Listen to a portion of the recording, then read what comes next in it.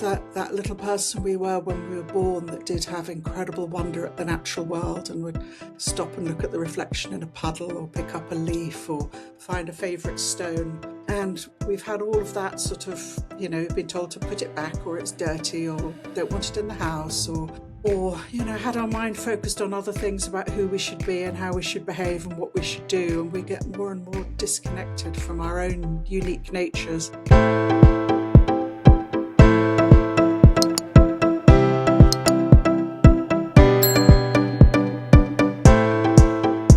Today's guest is Emma Pruen, the author of Wild Self, a book about connecting to our authentic nature. Welcome, Emma. For having me, Anita. So that all sounds interesting. I'm really excited about this conversation and to learn a thing or two. But let's go back to what is one of the most courageous things that you have done? Honestly, the list is so long. I mean, some might say having a barbecue with the grandson of a cannibal on a beach in Fiji was pretty courageous. But I think the one that I'm proudest of was I was going to Tibet, and I went to the office of Tibet in Kathmandu to ask how they felt about me giving money to the Chinese because it's occupied.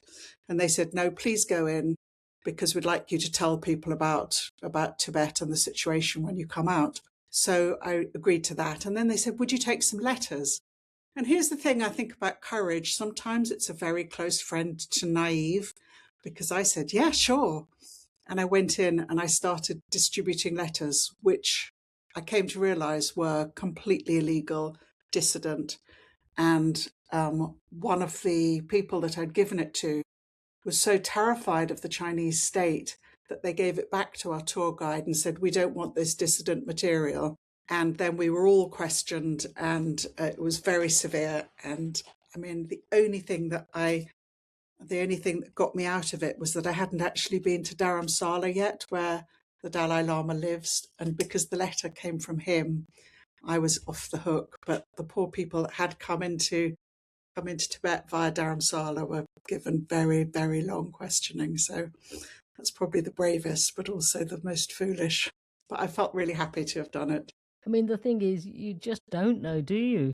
And the thing is, you kind of trust people that it's going to be legal. Well, kind of, yes, but the occupation of Tibet, I don't think is legal. So where do you draw the line? I mean, it was moral to send a letter from the Tibetan leader to their people. So I was guided by my own morality, I think, there. Just as well you never got arrested or anything like that as well. Just as well. So tell me a bit about, before we go into your book, about Wild Self and reconnecting to authentic nature. So let's just unpack that a little bit. What is that about first? Well, once upon a time, we were all living outdoors much more. We had tiny houses that were all packed in together. We kind of had to live on the streets, but our work was mostly kind of growing our own vegetables. I'm talking, hundreds of years ago, pre-industrial revolution. And since the Industrial Revolution and then going to jobs every day, we've got more and more and more disconnected. And then in the last 20 years, with the sort of rise of computers, that's sort of only exacerbated. So even when we are outside, we're not looking up and not looking at the sky or listening to the birds because we've got our headphones in and probably listening to a podcast and, or looking at our phones. And there's this huge malaise, and I particularly see it among young people. I have young adult children, and I see it among their peer group a huge amount, but also in the clients in their sort of 50s, women of sort of my age and up, who are really feeling like something's missing and feeling depressed, but not quite knowing it's depressed because it's not because of some, necessarily major incident. And I really believe it's this disconnection from nature, from the bigger world that's really exacerbating amongst all the other craziness in the world. And whilst we can't do anything about what's going on in America, for instance, what we can do is, how we look after ourselves and what we do. So that's sort of, I think we've become domesticated, like a sort of wolf becoming a dog. and we need to find our inner wolf again. I love that. I love that analogy. And it is all about a wild self. And I can totally see how, like you said, domesticated, like household pets, Mm. as you just mentioned. And it's having that courage to actually be yourself again, isn't it? Mm. I Yeah, mean, I think that is such a core issue, isn't it? Because we have that little person we were when we were born that did have incredible wonder at the natural world and would stop and look at the reflection in a puddle or pick up a leaf or find a favourite stone. And we've had all of that sort of, been told to put it back or it's dirty or don't want it in the house or had our mind focused on other things about who we should be and how we should behave and what we should do. And we get more and more disconnected from our own unique natures. And I think this path of self-development that we're on is about just reconnecting to who that person is inside and letting him or her out and, just to be the gift that they were brought to the world to be. absolutely. I couldn't agree more because here's the thing, it's that going back to who we were. It's never going out, it's coming back into Mm, ourselves. And that's the biggest thing. And more I'm having conversations about this, more and more people are experiencing, yeah, let's go back in. mm, So that's really absolutely what life is becoming now. We have got lost. I mean, so much goes on, when you started the conversation about your experience in Tibet. So yes. So in Wild Self, you documented 350 nature experiences in Britain. For mhm. someone who is completely burnt out and can't imagine a week-long retreat, what is one micro wild practice they can do to reset their nervous system? That's a lovely question. I think something as simple as when we step outside of our front door, just taking a moment before we rush off to the car, the train, wherever it is we're going, just to stop, feel our feet on the ground, take a deep breath in, look at the sky, look around us for anything, whether it's a tree or, looking at the ground, greeting the sky, greeting the ground. I mean, I'm kind of very animist. I'm a shamanic practitioner, so I do believe that all of this is alive. But if that's a stretch too far, you could listen out for birdsong and just listen through the sounds of traffic or whatever else it is to try and reconnect to the sound of a bird and then just sort of inwardly greeting that bird. I'd be saying, hello, bird. Or if I knew the name of it, hello, Robin. Um, and then just, coming back, another breath, and then going off into the day. And just that, a few times a day, a couple of moments of pause. It's sort of mindfulness in nature, if you like, but micro mindfulness in nature, I think can really help just remind us who we are and that we are humans living on Earth and not, just in our head. And I think that's the biggest thing, isn't it? Look around. We never do anymore. Like, Mm, for one, we hardly walk anywhere, let's be honest. I personally do. mm, And I love walking in nature. And I like to think, oh, yeah, look at that tree today. Whether walking in the evening where the sun, is coming down. It is absolutely beautiful. But how many people actually do that anymore? We're always Or even if we do, it's because it's a dog walk and we go, right, got to get the dog walked, got half an hour before I go to work. There's always a reason there, isn't there? Yeah, and it becomes a chore. Or I'll get my steps, I'll walk the dog, and not actually, I will say hello to my spirit within me and the spirit outside and connect them. Whether that's sort of, just looking at the breeze through the trees or, feeling Yeah. the texture of the ground under our feet. Yes, I'm not in. I must say, I don't like the cold weather, but in the summer I do walk barefooted. I like the grass under my feet, and it's really interesting how hug a tree, all these little rituals that we can do to help ourselves, and it doesn't have to cost anything either. No, I mean, I don't know if I told you, but I was bereaved about 18 months ago. My husband died. And in the sort of really worst periods of grief, and there's nothing you can do about that, there's nothing you can fix it. You can't go to a therapist to make it better because nothing makes grief better. And just going and leaning on a tree was sometimes the most supportive thing I could do for myself. And, a tree is connected to the earth and kind of connected to the sky, and just sort of giving it to that, because it's, something like grief can be so overwhelming and so much more than, we can cope with on our own. And I found nature a huge resource. Well, I still do for those moments when I'm really low. Sorry about your husband. Thank you. Yeah, absolutely. Grief is something that is personal to each of us.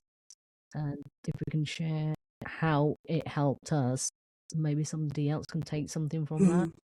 So yeah. that's really and we can feel a little bit silly. I do appreciate that, if you're in a park, you don't necessarily want to be seen hugging a tree, but you can always go and sit and lean against one and shut your eyes. And nobody knows if you're not just having a little rest while you're actually giving a silent prayer to the tree to just please help you, take some of this and transmute it.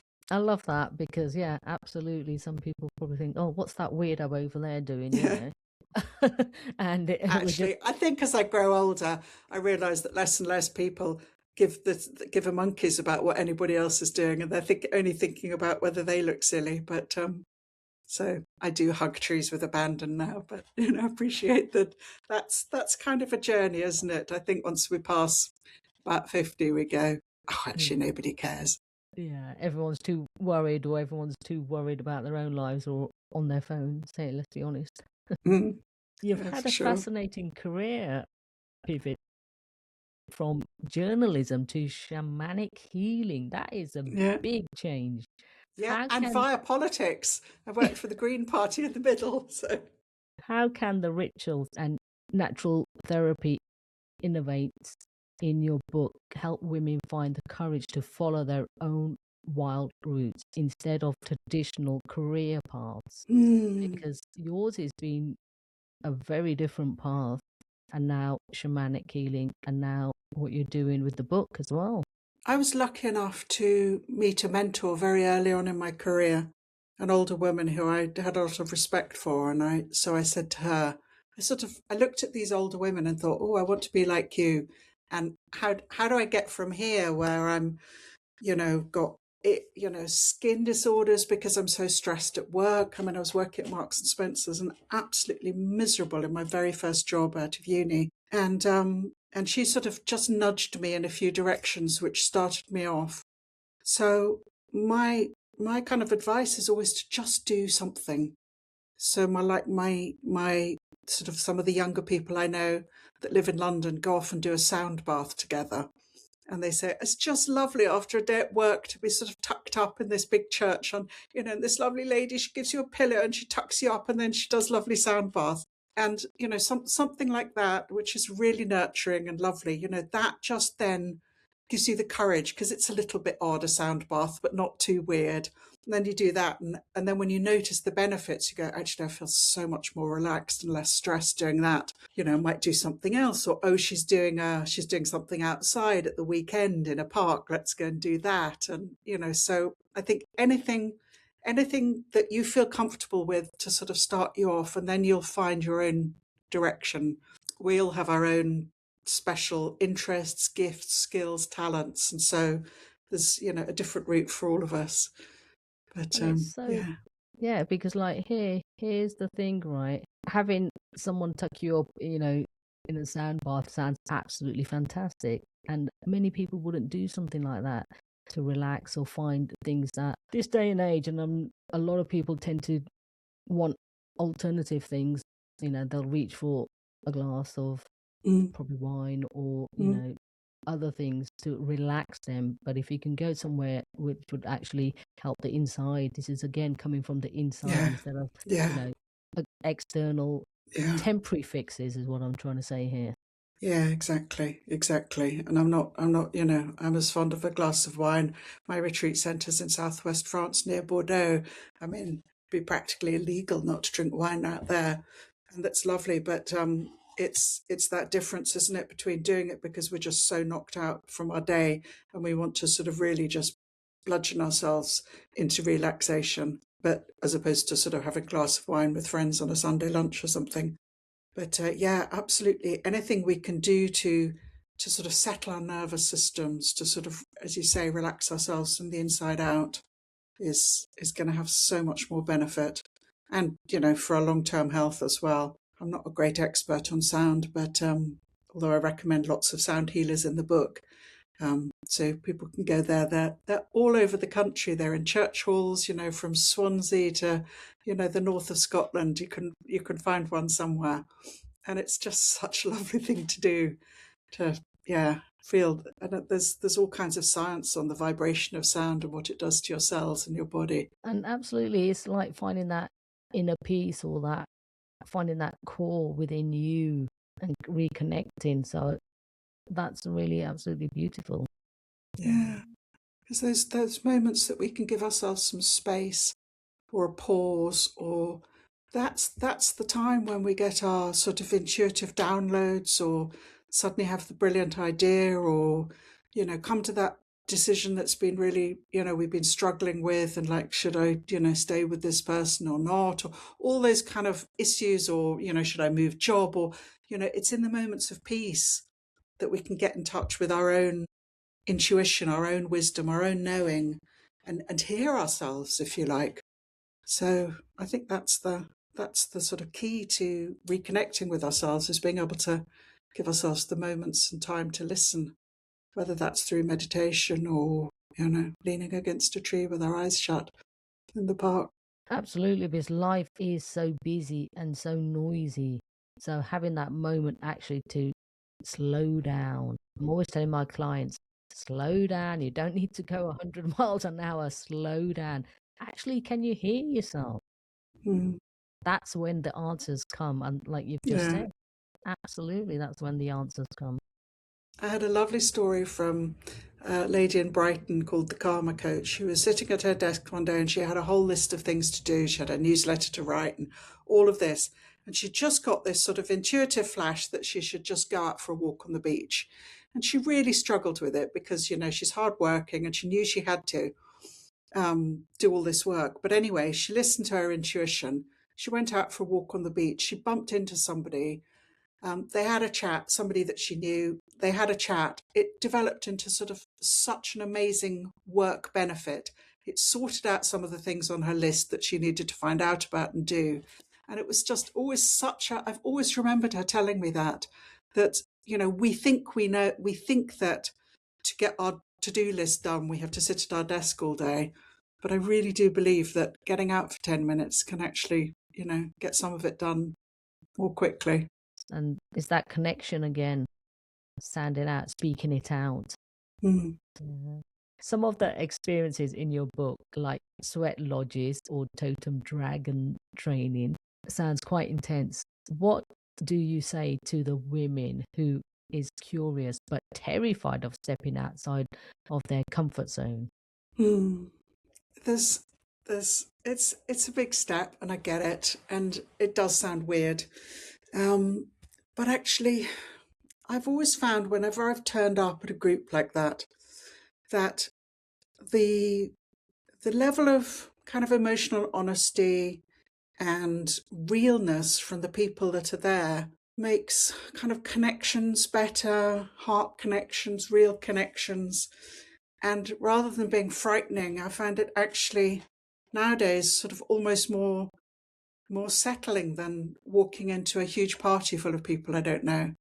I find that more frightening, because people that are on the path, they're doing their inner work, and and also there's a sort of thing that if you're in this sort of world that you know there's kind of, it's understood that it's that what we're doing is being kind and supporting each other, and that we're all just struggling to make sense of life and to live a good and authentic life. And actually, they'll probably find that the welcome they get is immediately puts them at their ease, and it's actually much less scary. I mean, I've taught, led shamanic events, systemic constellations, all kinds of things that are they are weird, they are out there. I really get it, but we'll always start with a cup of tea and an explanation. And with all of these things, any good facilitator will always say, only share as much as you're comfortable with, only do what you're comfortable with, listen to yourself. You're your highest authority on yourself. And if you ever came across anybody that, you thought, no, this is not for me and I'm not comfortable saying no, then I would say that that wasn't for you, and that it's really okay to get up and go. I've had a couple of times where, as a journalist, I was exploring all of this work. So I was really, anything that was the wackiest sounding thing, I was like, yeah, I'm going to write that article. I'm going to do that. That's for me. And I turn up and, there are some, people doing it, not just, one or two in 45 years that I've thought, oh, I don't feel entirely comfortable here. And I'm the proudest of myself for going, actually, no, sorry, this isn't for me, and just going. And that's fine. But as I said, that's just been so few and far between. And, 99% of anything I've done, it's just lovely people, just really, usually working for far less than they could earn elsewhere, to just provide, experiences for people that help them reconnect to themselves. So I think you're safer at a dragon training workshop than you are, going in and, to the dragon's den, or, into the city, or, that sort of thing. You're probably doing much braver things every day at work. Yes, and the thing is, we don't realize how courageous we are in everyday life, and stepping out of our comfort zone. We think so out of the ordinary, but yet we do it every day without realizing it. Yeah. I know some days, the lives that I see with my clients, just like everybody's going through such stuff. Everybody's got, an ill parent, or a child with mental health problems, or a bullying boss, or, a terrible history, very traumatic childhood, or, just like everybody's got something. And just, for some people, just getting up, cleaning their teeth, putting on their clothes and getting out to the office is just such an enormous act of bravery and resilience. And, when I hear people's stories, I'm so impressed with people even managing to do that in their lives. And they might come to me and they go, I'm so broken. And I go, hey, you've got enough self-love and enough resilience to earn the money, and the self-love to choose to do something like this. Actually, you're doing really well. That's so true. So true on so many different levels. So your book, Wild Self, who is it for, would you say?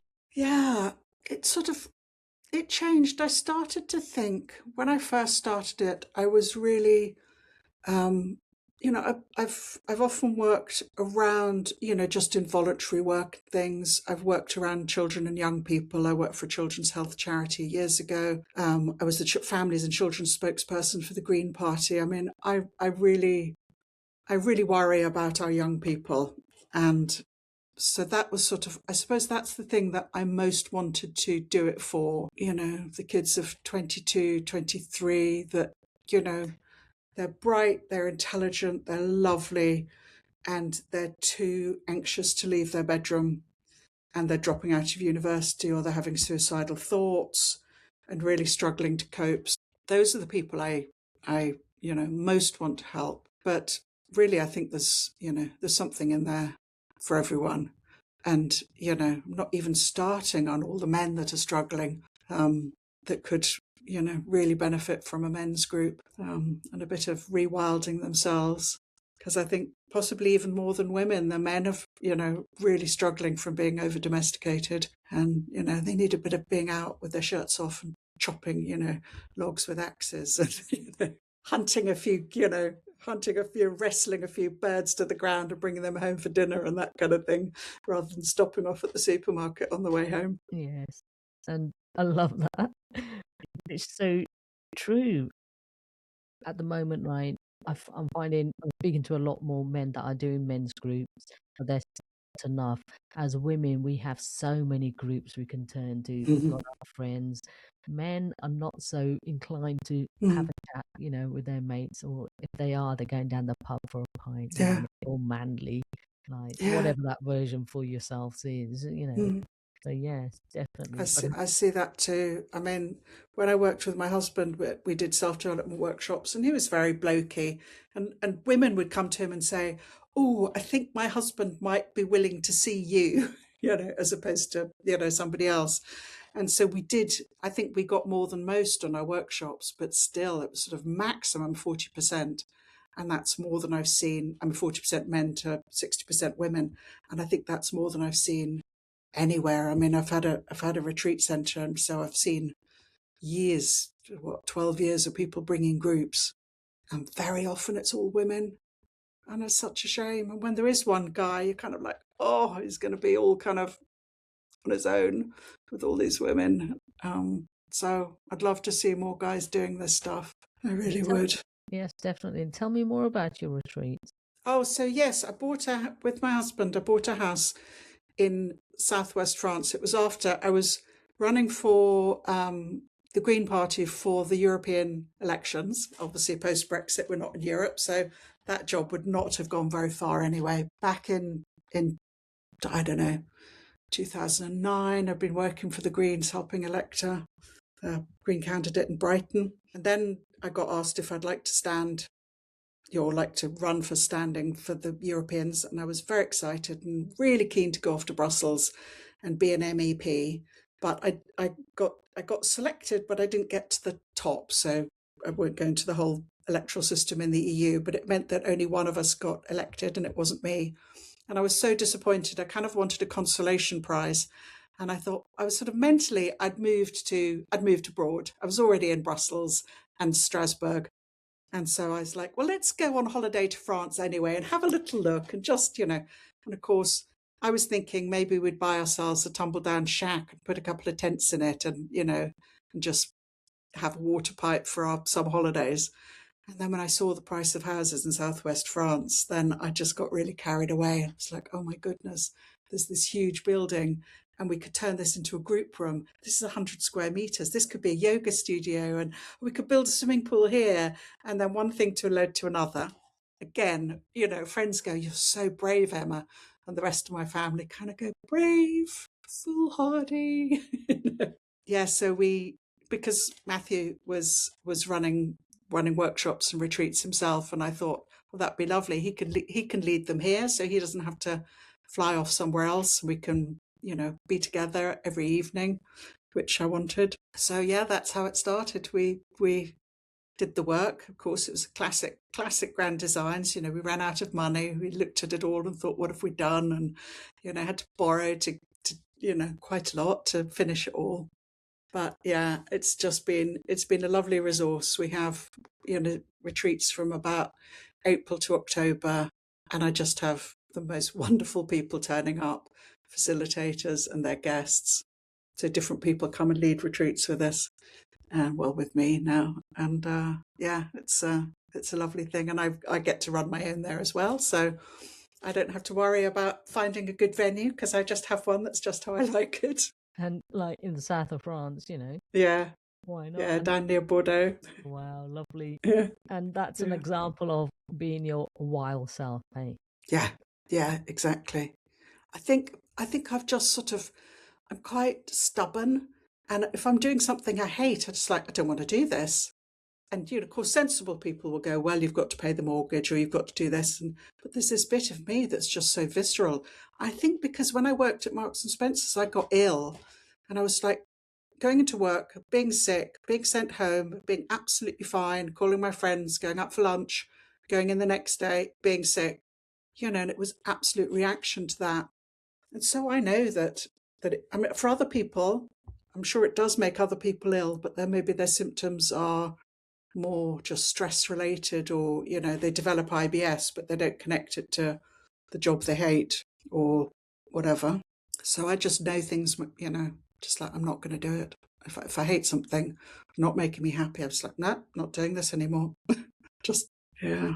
So interesting though, like you said, just being sick, it was a reaction of being in that place, that situation. Yeah. And then again, you see, I know I keep referring to the inner body. It's telling us something. Yeah. We don't listen, do we? Yeah, or we're too scared to. It's a big deal.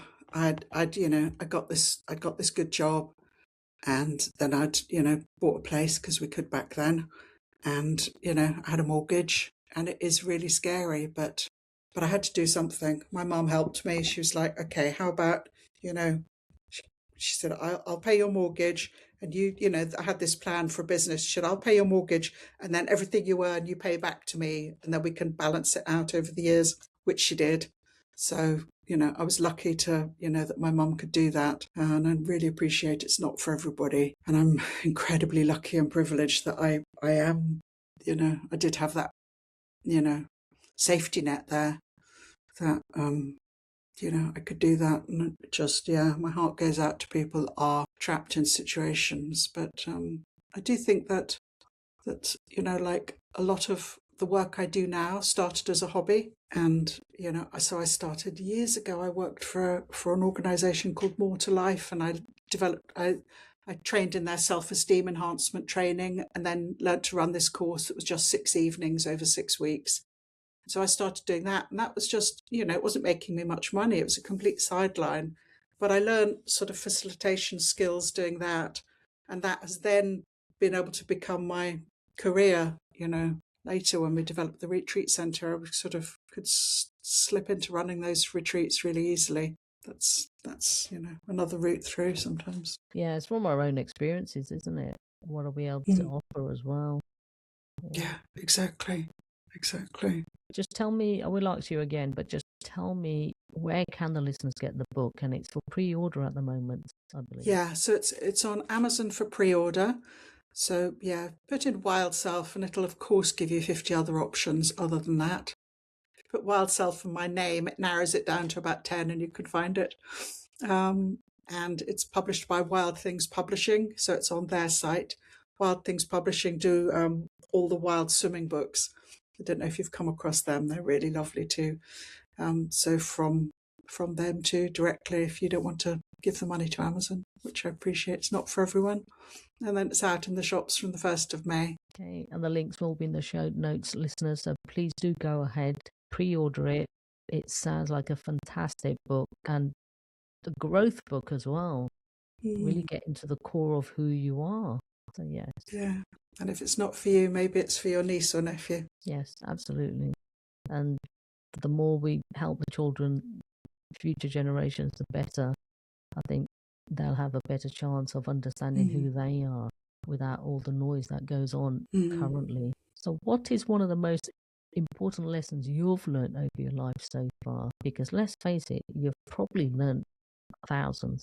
I've learnt thousands, but I think the thing that's most served me was learning to trust my intuition. And I was lucky to have a twin sister. So we could, when we were very little, we went for a long walk and we found this field, and we looked at each other and both went, it's fairyland. And we knew there was something magical in that space. And even though, of course, our parents laughed at us when we said we found fairyland, and they thought, ha ha ha, they really joked. But I know when I go to spaces that are magical, and I feel the same thing, and I can trust that because I had somebody else that verified it. It was like, yeah, she got it too. And if you've got a good ally in this work to check them out, it's like, oh, I just noticed that, or I just sensed that. What did you sense? To sort of really develop your intuition, or to just listen to yourself. Yeah. And learn to listen to yourself and listen to those just the things that drop into our heads randomly. It's just so often somebody else, somewhere else thinking about us. And I think the more we can trust ourselves, the more we can live a happy life and just follow what's right for us. And I think that's the key there. Follow what's right for us and not the outside world. Yeah, not what we're told on Instagram, for sure. If there was one key takeaway you want every listener to walk away with today, what would that be, Emma? That there is a huge world out there absolutely waiting for us to say hello, and it's free and it's always there. We've always got the ground under our feet. That is one of the only things we can rely on in the world right now. And just noticing your feet, touching it, noticing that connection, is probably the kindest thing you can do for yourself each morning. That's brilliant. So where can the listeners find you online? Your book again? Oh, What's your yeah, website? my website is emmapruen.com. It's a funny old name, Pruen. Really difficult to spell. It's horrible for the dyslexics. And what it's not is Emma Prune. So don't put that in. Absolutely. All So, the yeah. links will be in the show notes, which will make it easier for you listeners. Please do go ahead, have a look, connect with Emma. Drop me a line, anybody, if you've got any questions, just WhatsApp me. And yeah. Thank you for sharing your insightful wisdom and knowledge with us today. And doing so, I know you have helped so many others make a difference. I'd really like to acknowledge you for that, Emma Pruen. Oh, bless you, Anita. Thank you. It's a treat to come on and be with you. Thank you for having me. It's been my absolute pleasure. So we are all about Create the Courage to be Fearless podcast here. What is your definition of courage? Oh, it's that old book, Feel the Fear and Do It Anyway.